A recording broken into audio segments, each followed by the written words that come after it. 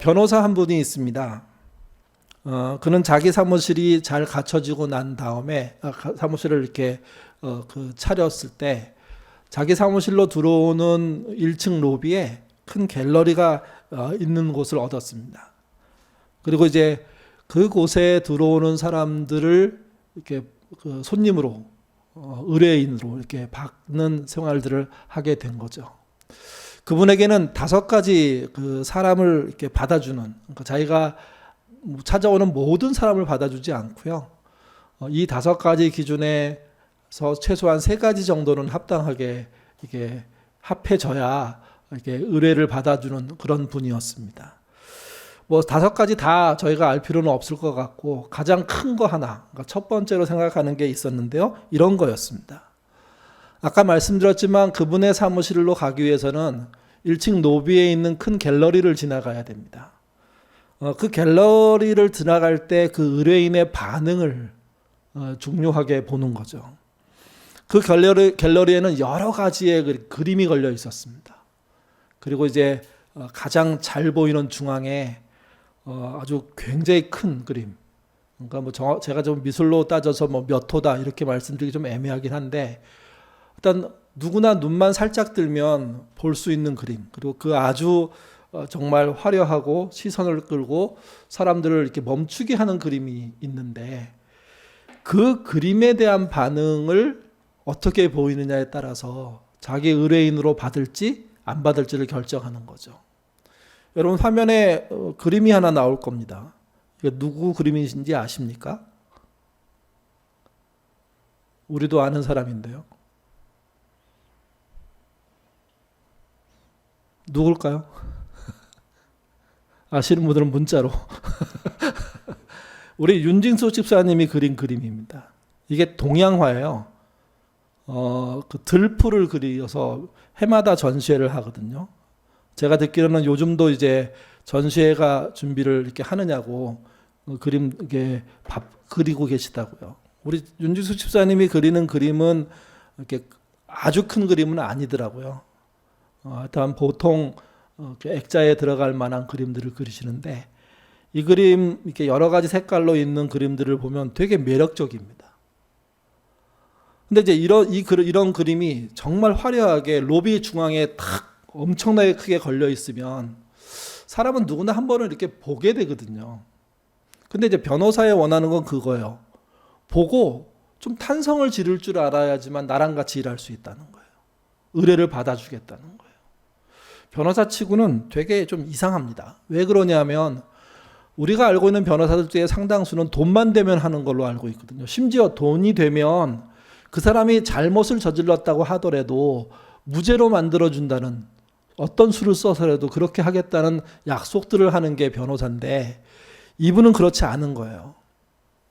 그러니까 이분이 가장 중요하게 보는 것은 로비를 지나올 때 그림을 어떻게 보느냐는 거예요. 어떤 반응을 보이냐는 거예요. 들어올 때 반응을 봤을 때 별거 아니었다면 나갈 때 한번 기회를 더 줍니다. 그때는 변호사가 함께 동행해요. 동행하면서 뭘 보냐, 그 그림을 앞에 그 의뢰인을 세워놓고요. 그림에 대해서 설명을 해요. 그럴 때 그 설명을 건성으로 듣는 사람이면 의뢰를 안 받습니다. 그 그림 설명에 진심으로 반응하면 의뢰를 받는 거죠, 이게. 그분의 지론이 맞았다, 틀렸다, 이렇게 말할 수는 없습니다. 근데 그분의 지론은 명확합니다. 눈앞에 아름다운 세계가 펼쳐졌는데 그것을 못 본 척, 못 보고 지나간다면 그 사람에게 문제가 있는 거라는 거예요. 그런 사람과 함께 일하면 오히려 어려운 일이 생기고 상처받기 쉽다고 그는 생각하고 있는 거예요. 그러니까 그분의 오랜 경험의 결론이 그런 거죠, 이게. 반대로 아무리 급한 일이 있다고 하더라도 눈앞에 펼쳐진 게 너무나 아름답고 너무나 위대하다면 그 앞에 서서 감탄할 줄 아는 사람이 돼야 된다는 거죠. 그래야 양심이라는 게 작동할 수 있고요. 그래야 잘못 가더라도 바꿀 수 있는, 돌이킬 수 있는 그런 기회를 얻을 수 있다고 그분은 생각하는 겁니다. 여러분, 요즘 우리가 사는 세상이 얼마나 아름다운지 아십니까? 사실 공기가 안 좋고 또 날씨가 좀 흐릴 때 너무 이렇게 그 공기 전체의 어떤 색깔이 푸해서 그런데요. 사실은 여러분 주변에 있는 가까이 있는 나무만 바라보더라도 또 약간의 동산만 있어도 아카시아 향이 굉장히 좋은 때입니다. 신자에 대한 이야기를 할 때 우리가 나중에 설교 끝나고 난 다음에 찬양할 때도 부를 찬양이긴 한데 어지러운 세상에 살수록 눈을 들어 하늘을 볼 줄 아는 그 하늘을 통해서 하나님을 볼 줄 아는 그런 신앙이 필요하다는 거죠. 이게 어느 곳이든지 하나님을 느낄 수 있다면 볼 수 있다면 하나님이 주신 증거들을 찾을 수 있다면 결코 실망하지 않을 거라는 겁니다. 그런 의미에서 이 변호사의 의뢰인 선택은 저는 나름 지혜로운 선택이라고 생각합니다. 여러분도 그러셨으면 좋겠습니다. 아무리 힘든 일이 있다고 하더라도요, 여러분 눈앞에 펼쳐진 게 아름답다면 그 아름다움에 매료될 수 있는 사람이 되셨으면 좋겠습니다. 급박한 일 속에 뛰어다니고 정말 하늘 한번 쳐다볼 수 없는 상황이 늘 전개된다고 하더라도 본인의 마음을 하늘로 향하도록 눈을 들어 하늘을 볼 줄 아는 그런 믿음의 사람들 되시기를 바랍니다. 또 아카시아 향이라는 게 갑자기 자기 코에 닿게 되는 거잖아요. 그럴 때 그 향이 주는 평화로움, 감미로움, 따사로움들을 좀 누리셨으면 좋겠습니다. 얼마나 바쁘면 정말 고개 한번 들 수 없을까? 얼마나 바쁘면 그 아름다운 그림과 대자연을 보고도 감탄하지 않을까? 이렇게 생각할 수 있는데 아니라고 생각합니다. 신자는 어려움 속에서 그분이 하신 일들을 보려고 하는 사람들이고 그런 힌트가 주어질 때마다 마음문을 열고 그분께 나갈 수 있는 사람이 돼야 됩니다. 오늘 보면 창세기는요, 특별히 야곱의 이야기를 하고 있는 부분들은 야곱에 대한 이야기, 오늘 본문은 야곱에 대한 어떤 이야기의 결말 부분입니다. 그 결말이 일어나게 됐던 사건은 창세기 28장에서 시작되죠. 야곱이 형이 받아야 될 장자의 복을요, 가로챘습니다. 그리고 이것이 발각돼서 형을 피해 도망치기 시작하는 거죠. 그리고 어디로 도망치냐면 외가가 살고 있는 밧단 아람으로 도망칩니다. 도망이 시작됐습니다. 그리고 3일이 지났습니다. 그 당시에 성인의 발걸음으로 3일 정도 가면 8, 90km 정도 갈 수 있다고 하더라고요. 그렇게 해서 도착한 곳이 어디냐면 우리가 알고 있는 베델입니다. 물론 그때 그곳의 이름은 베델이 아니었습니다. 잘 알지 못하는 어떤 곳에 야곱은 도착한 겁니다. 그리고 그곳이 미래의 베델이 되는 거죠. 그곳에 도착한 그는요, 돌베개를 보고 야영을 할 수밖에 없었습니다. 그리고 꿈을 꾸게 되죠. 꿈속에서 하늘로 오르는 사닥다리를 봅니다. 그리고 그곳이 하나님의 집으로 올라가는 하늘의 문임을 그가 깨닫게 되고요. 그곳에서 만난 하나님을 향해서 그가 서언을 합니다. 서언이란 하나님께 한 약속이죠. 어떤 서언을 했는지 같이 보겠습니다. 28장 20절에서 22절입니다. 읽겠습니다. 야곱이 서언하여 이르되 하나님이 나와 함께 계셔서 내가 가는 이 길에서 나를 지키시고 먹을 떡과 입을 옷을 주시어 내가 평안히 아버지 집으로 돌아가게 하시오면 여호와께서 나의 하나님이 되실 것이요 내가 기둥으로 세운 이 돌이 하나님의 집이 될 것이요 하나님께서 내게 주신 모든 것의 10분의 1을 내가 반드시 하나님께 드리겠나이다 하였더라. 이 말은 하나님이라고 느껴지는 분을 처음 꿈속에서 보고 난 다음에 그분이 진짜 하나님이라면 저를 이렇게 지켜주십시오. 그럼 제가 이걸 하겠습니다 하는 약속을 한 겁니다. 옛날에 이것은 기독교 신앙의 기본이었습니다.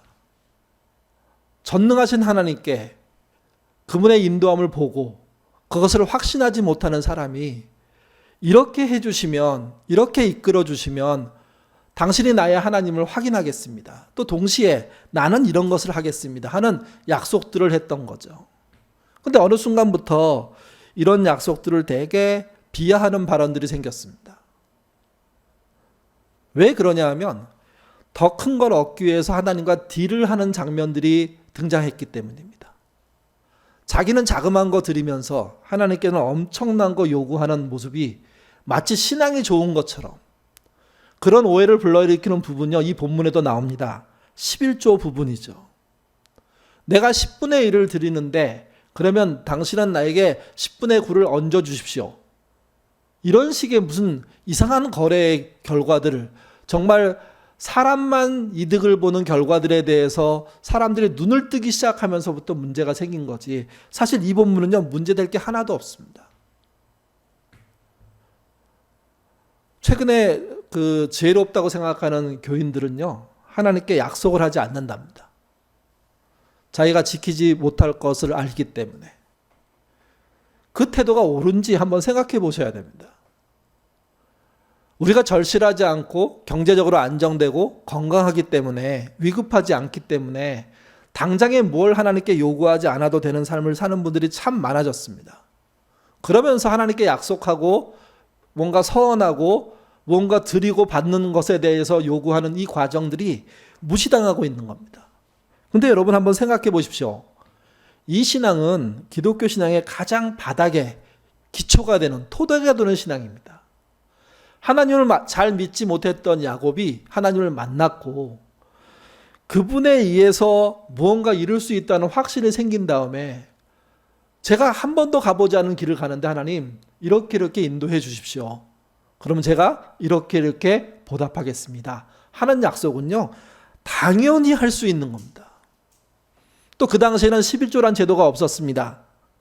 제도가 없을 때 정말 그렇게 인도해 주신다면 제 소득의, 그때까지 소득의 10분의 1을 하나님께 드리겠습니다. 이건 진심이고 굉장히 큰 자신의 경제적인 손해를 끼치면서도 하나님께 드리겠다는 믿음의 표현인 거죠, 이게. 이 약속을 하고 난 다음에 야곱은 길을 떠났습니다. 그리고 밧단 아람에 도착했죠. 그리고 외삼촌 집에서 20년 동안 온갖 어려움들을 겪고 살았습니다. 그러면서 4명의 아내를 얻었고 12명의 자식을 얻습니다. 식구가 이제 17명이 되었습니다. 그때 하나님이 어느 날 돌아오라고 말씀하십니다. 돌아가자고 말씀하십니다. 그것도 네가 옛날에 약속했던 그곳을 향하여 가야 한다고 알려주십니다. 문제가 있습니다. 그는 돌아가기로 했고 돌아가는 걸음을 시작해서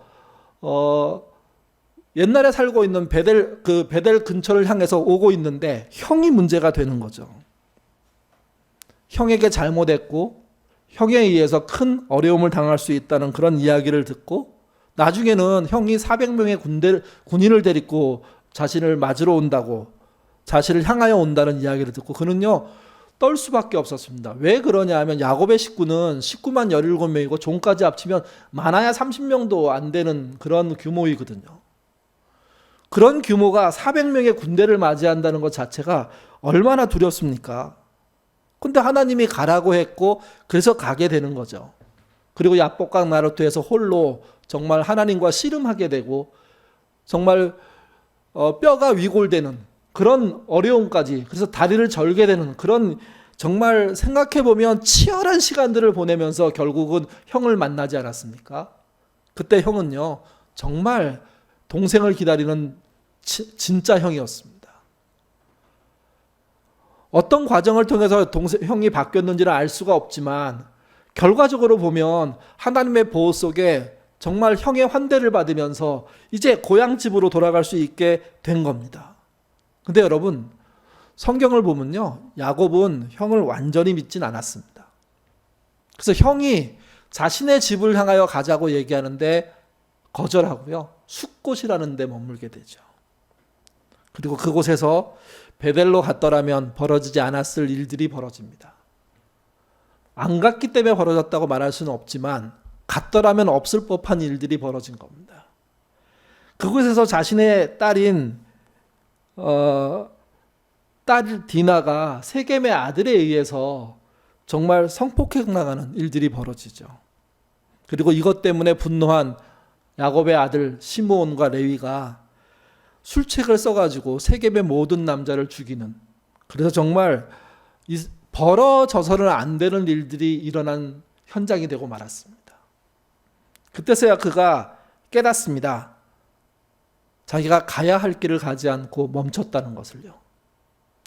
오늘 보면 이제 35장 1절에 보면 그 사건을 끝내고 난 다음에 이제서야 정신을 차린 야곱이 베델을 향하여서 갑니다. 우리 1절 말씀 같이 읽겠습니다. 하나님이 야곱에게 이르시되 일어나 베델로 올라가서 거기 거주하며 내가 내 형 에서의 낯을 피하여 도망하였던 때에 내가 어떤 하나님께 거기서 제단을 쌓으라 하신지라. 하나님의 은혜라는 게 무엇이냐면 출발할 때 이미 베델을 향해서 가는 거였잖아요. 근데 그가 형을 믿지 못해서 멈췄습니다. 그리고 불행한 사건도 일어났습니다. 그때 하나님은 다시 그에게 촉구합니다. 그러니까 하나님이란 분 자체가 한번 말해놓고 그냥 그걸로 끝, 어기면 벌 주고 탈락시키고 이런 분은 아니라는 거죠. 재차 기회를 주시는 분입니다. 사실은 성경에 보면 2번 정도의 기회가 아니라 더 많은 기회를 주시는 분이라는 게 분명합니다. 이 본문에서 다시 기회를 주십니다. 그래서 하나님이 야곱을 찾아가서 말씀하십니다. 일어나 베델로 올라가서 거기 거주하며 라고 얘기합니다. 여기 등장하는 일어나, 올라가서 거주하며 이 세 말은요, 연속 동작을 표현하는 말입니다. 일어나라는 말은 히브리어 쿰인데 하던 일을 멈추고 새로운 일을 하기 위해서 일어서는 걸 말합니다. 우리가 쿰이란 단어를 아는 게 있습니다. 마가복음 5장 14절에 보면 달리다 굼이라는 말 있죠. 굼이라고 써있지만 실제는 쿰입니다. 이게. 이때 쿰은 뭐냐면 죽음에서 일어나는 겁니다. 사람에게 죽음이란 끝난 거거든요.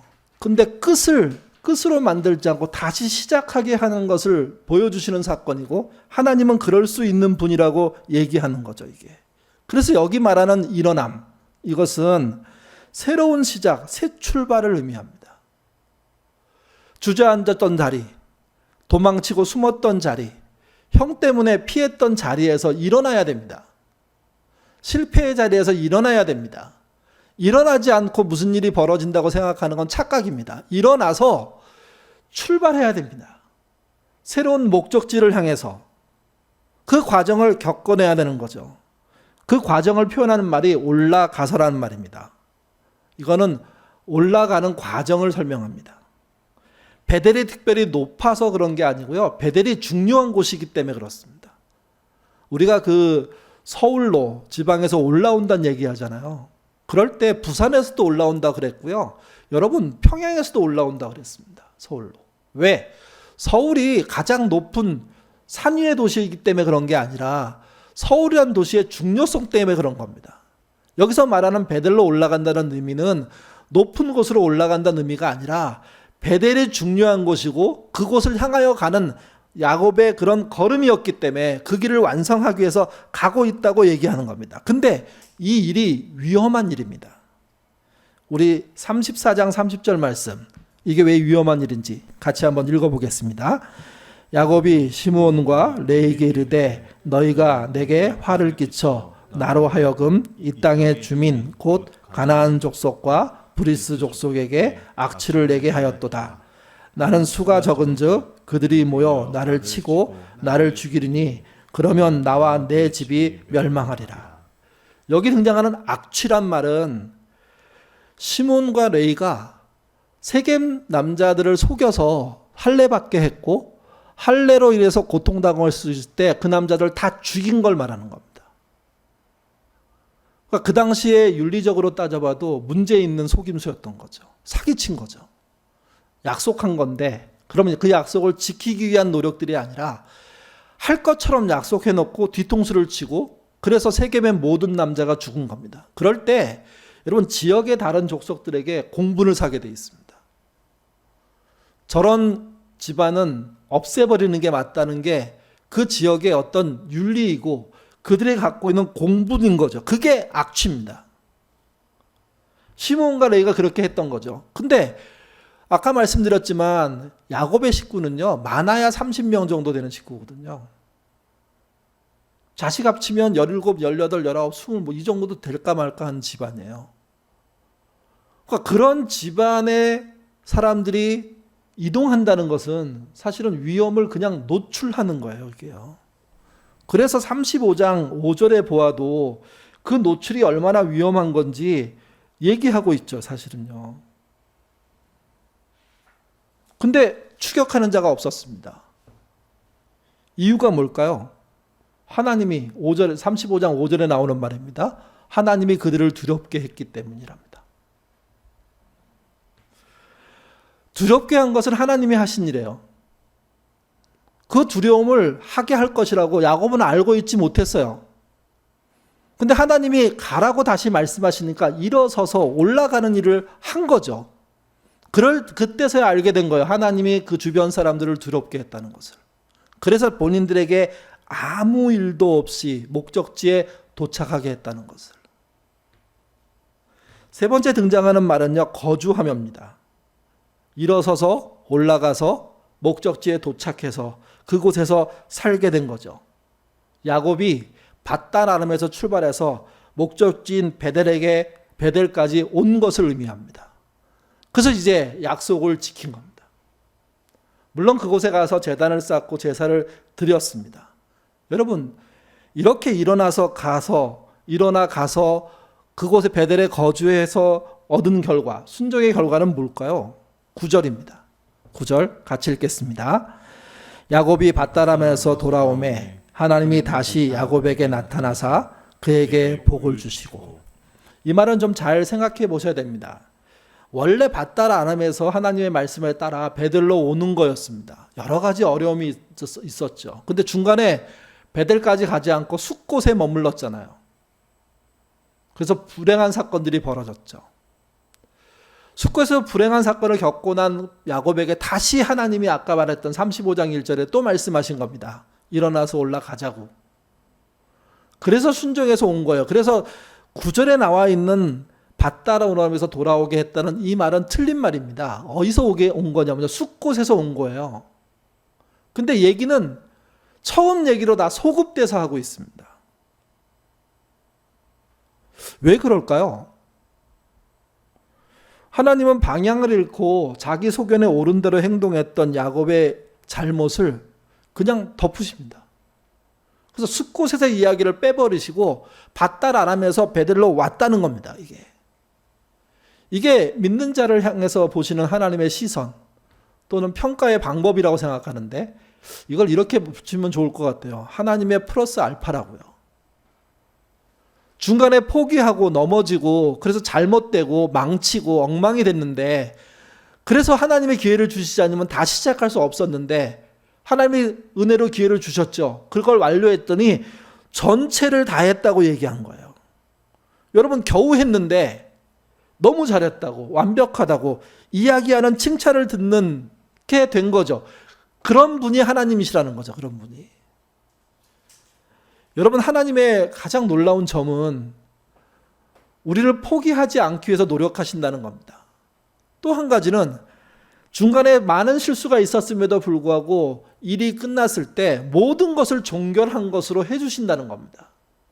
그래서 우리가 부족하지만 그분의 은혜로 어떤 결론을 갖게 되는 거죠. 어떤 완성을 갖게 되는 거죠. 그게 아브라함도 그랬고 야곱도 그랬고 우리의 모든 선배도 그랬고 우리도 그럴 것이라는 겁니다. 분명한 건 우리에게 하나님의 알파가 있을 겁니다.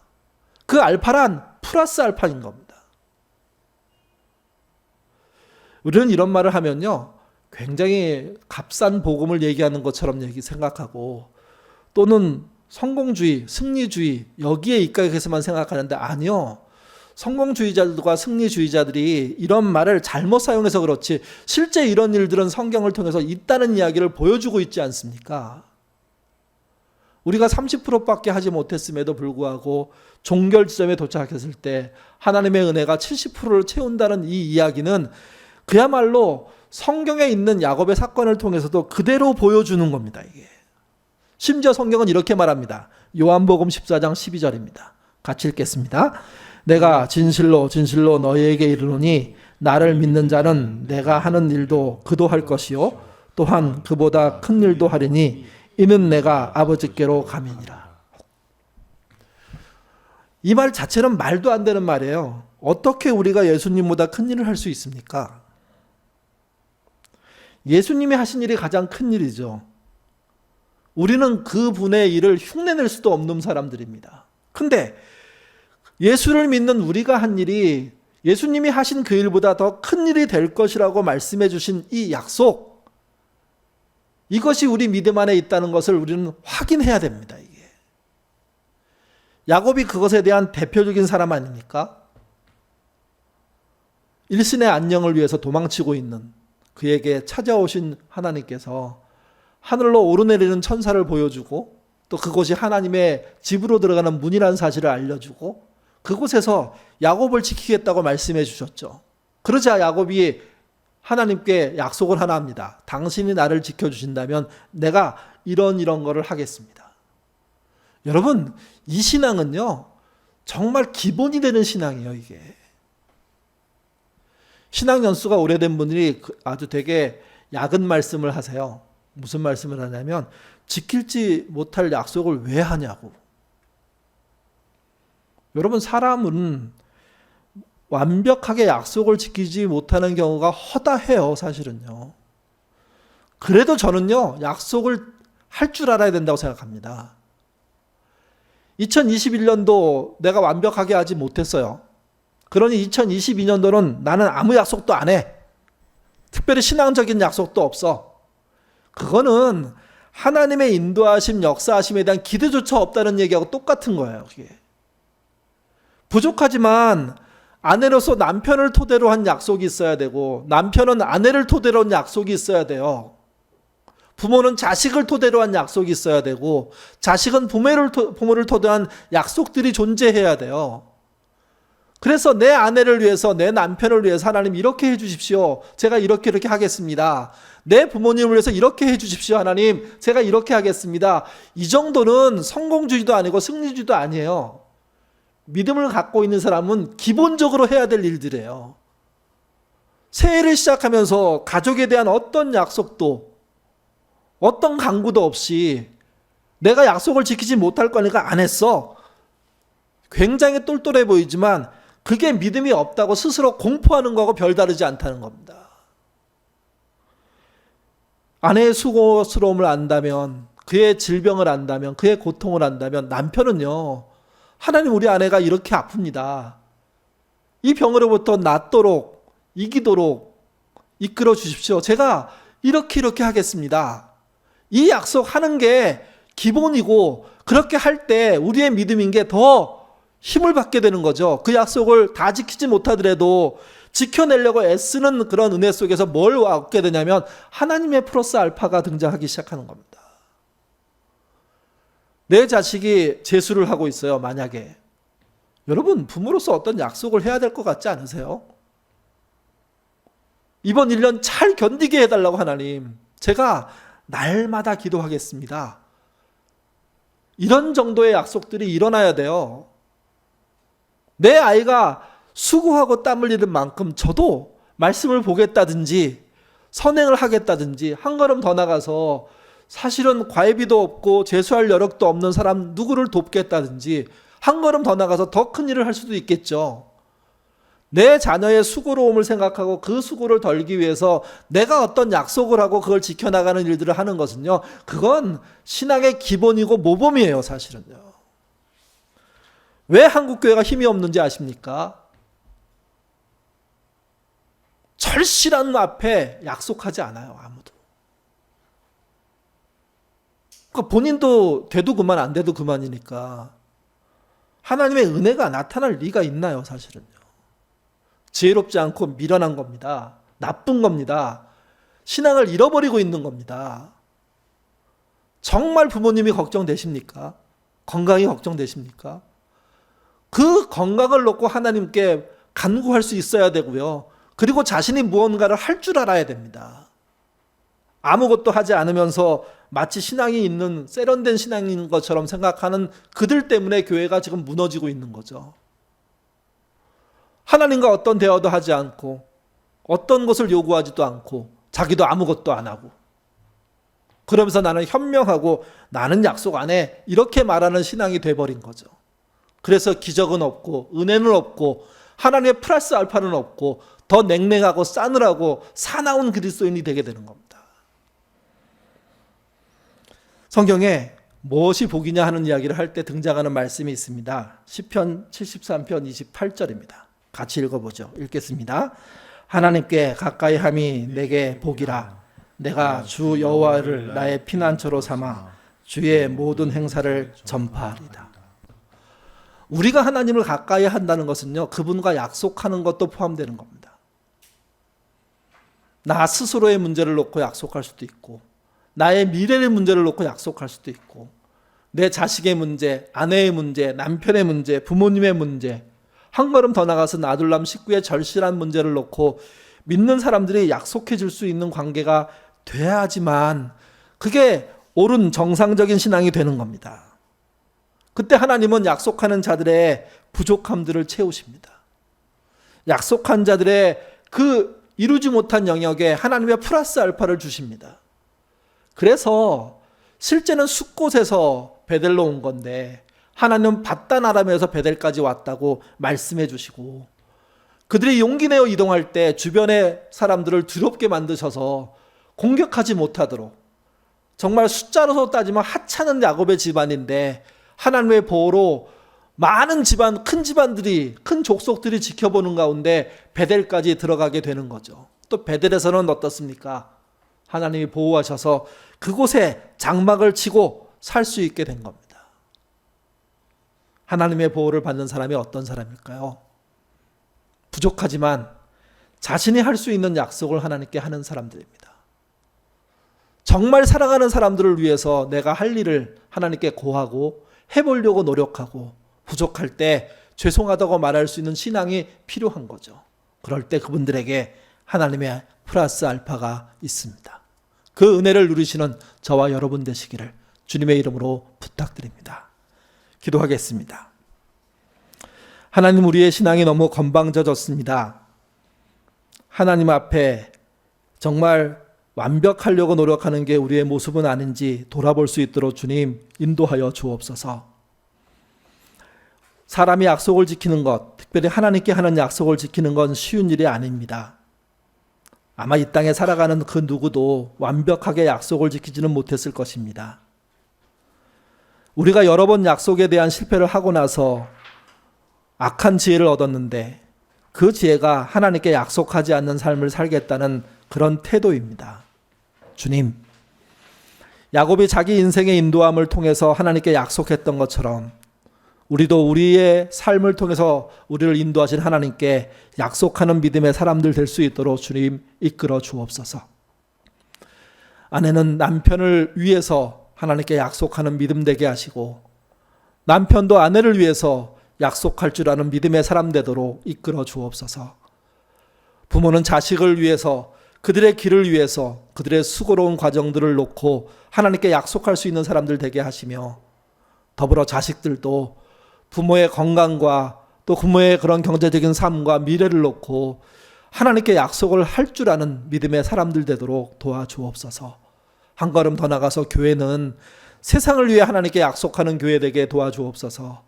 세상과 무관하게 사는 교회가 아니라 세상을 위해 살 수 있는 그런 믿음의 그릇들이 되게 도와주시고, 세상을 위해서 뭔가를 하겠다고 하나님께 공언하고 약속하고 이루기 위해서 땀 흘리는 교회 되도록 도와주옵소서. 우리가 약속함에도 불구하고 잊지 말아야 될 게 있습니다. 우리는 약속을 100% 이룰 수 있는 사람들이 아니라는 겁니다. 물론 100%를 이룰 수 있다면 칭찬받을 일이고 좋은 일이죠.